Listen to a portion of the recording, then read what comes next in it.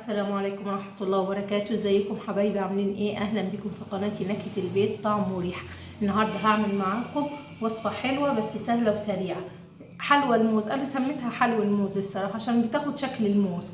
معانا ايه؟ المكونات: بيضة ومعلقتين سكر وربع كوباية الزيت وعلبتين الزبادي وفانيليا. هقول لكم على باقي الطلبات المكونات واحنا بنشتغل. هنجيب البولة اللي هنعجن فيها. معانا البيضة،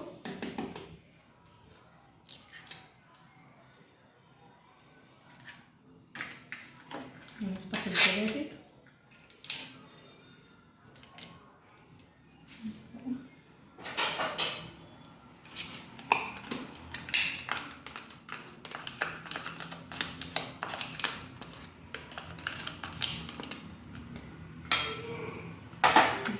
نفضي علبة الثانية،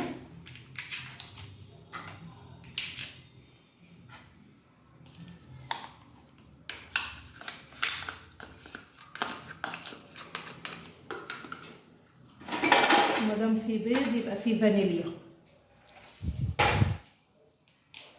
نحط نقطتين فانيليا كده، نحط معلقتين السكر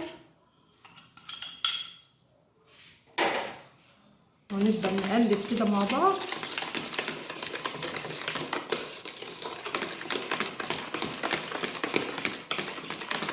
لحد ما القوام كده يبقى كريمي كله يتجانس مع بعضه.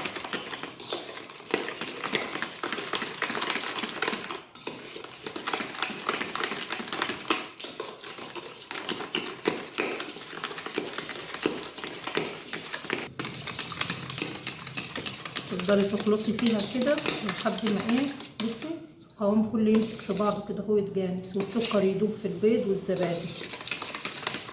هنحط ايه؟ نحط الدقيق. بصي على مهلك على الدقيق ده انا نخلاه كوبايه وربع. هنشوف العجينه هتاخد اكتر ولا اقل. هحط معاهم ايه؟ رشه الملح طبعا، معلقه صغيره كده. وهنحط معاهم ايه؟ معلقه كيك شيف او البيكنج باودر.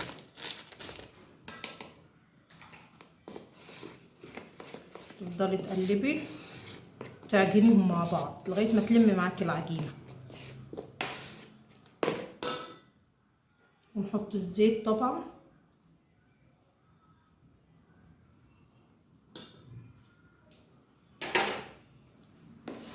تخلطيهم مع بعض كويس.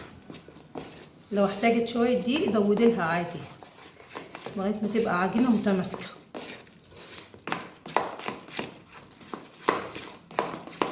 هي عايزه شويه دقيق هزود لها شويه كمان عشان تتماسك.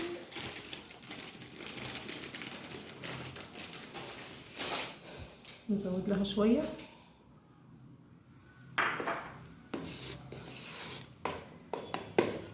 يفضل بقى تعجنيها بايدك عشان تشوفي القوام بتاعها. تفضلي تعجني لغايه ما ايه، تبقى عجينه متماسكه. وده شكل العجينه بعد ما عجنتها كويس. بصي ملمسها عامل ازاي، ادي الملمس اللي احنا عايزينه، ما يكونش بيلزق. هعمل ايه؟ احط شويه دقيق على الرخامه كده، وسع الدنيا.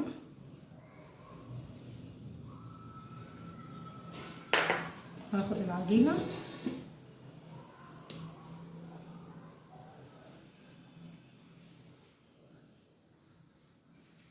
وهنفردها بقى مع بعض.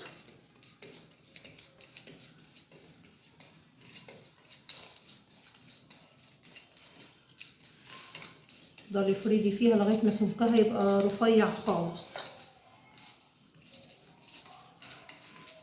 مش مهم الشكل سواء مدور ولا مربع ولا ايه، اهم حاجه تفرديها خالص.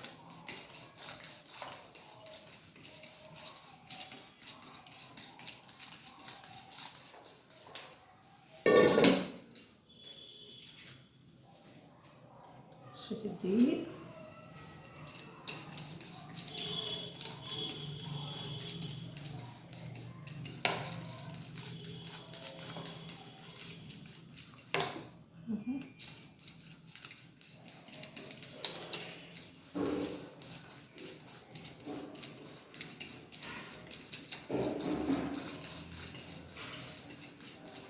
افرد العجينة كلها.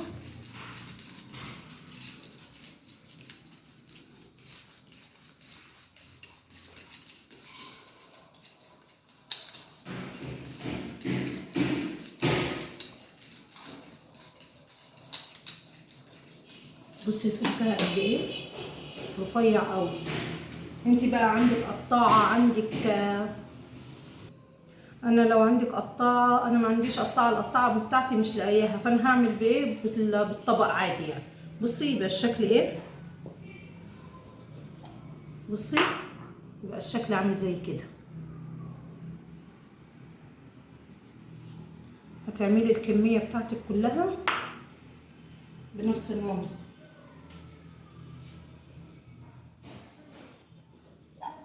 اهي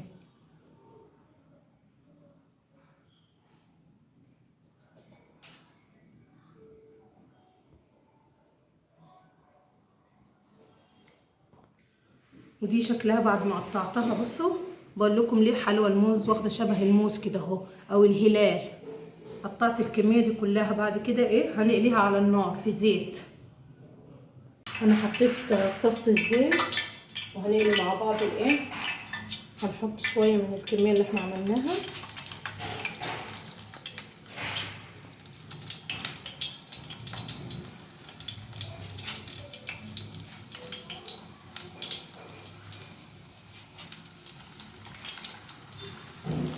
وعلى مهلك كده وانت بتحطي في الزيت.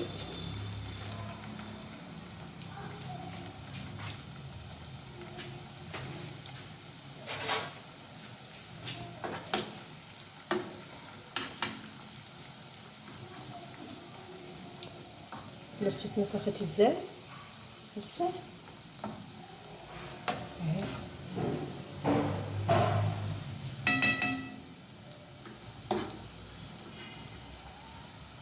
هنستناها تتحمر على الوش الاول وبعد كده هنقلبها.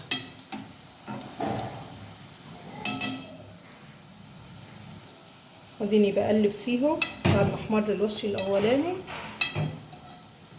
ونقلبهم كده ياخدوا تحميره من الوش التاني.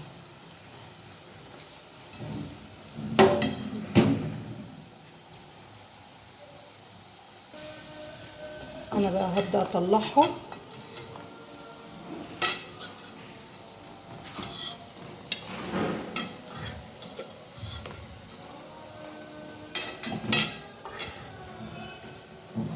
هتعملي الكميه كلها اللي معاكي.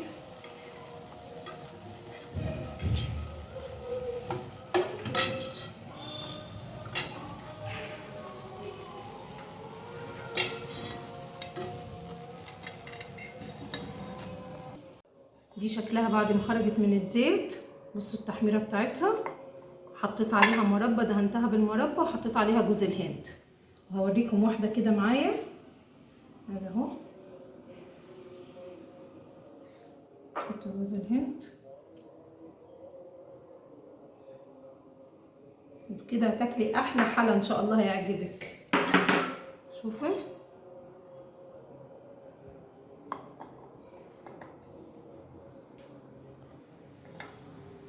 متنسوش بقى تعملوا لي اللايك والاشتراك عشان قناتي تكبر بيكم.